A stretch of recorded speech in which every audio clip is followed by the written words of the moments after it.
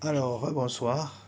Voilà l'expérience numéro 2 sur les 9 kilowatts d'ampoule. Donc, je vais mettre en route la bobine.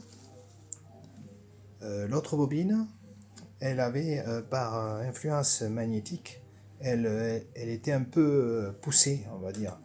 Par contre, la chaleur, elle a augmenté un peu sur la bobine. Et là, j'ai mesuré, je viens de faire un test. Il est monté à 50 degrés ici. Donc ça a chauffé quand même. Alors, je vais remettre la bobine en marche.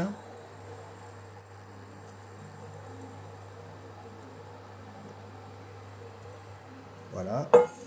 Là, j'ai mis en fonction. Donc, il y a toutes les ampoules qui sont allumées. Mais elles chauffent. Mais elles sont pas très fortes. Elles sont un peu jaunâtres. Et à l'entrée, je vois 1612. Et en fait, j'ai l'impression que ça augmente progressivement vu que en fait, la chaleur monte et il y a une certaine résistance. Donc il y a plus d'énergie qui sort.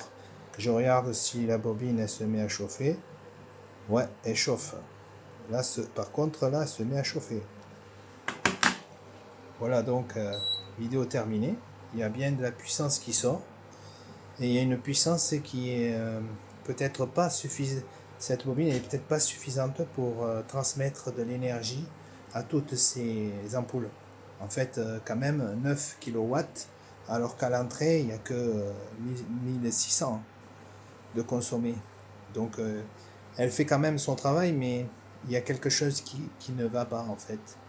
Quand j'avais 6 ampoules, ça éclairait assez fort, très fort. Et en fait, à l'entrée, il n'y avait que 2000 watts, donc je consommais les 2000 watts. Mais là, elle ne consomme pas assez. Donc, bon, c'est pas bouillant, mais c'est chaud quand même, hein, je veux dire. Là, je le vois bien, hein. 66. Au milieu, c'est l'endroit où ça a chauffé le plus. 70. Donc, ça a chauffé. Alors, je me demande si c'est la bobine qui a chauffé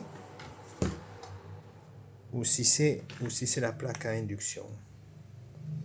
La plaque à induction, non, elle n'a pas chauffé, c'est la bobine qui a chauffé en fait. Ouais, voilà, donc vidéo terminée.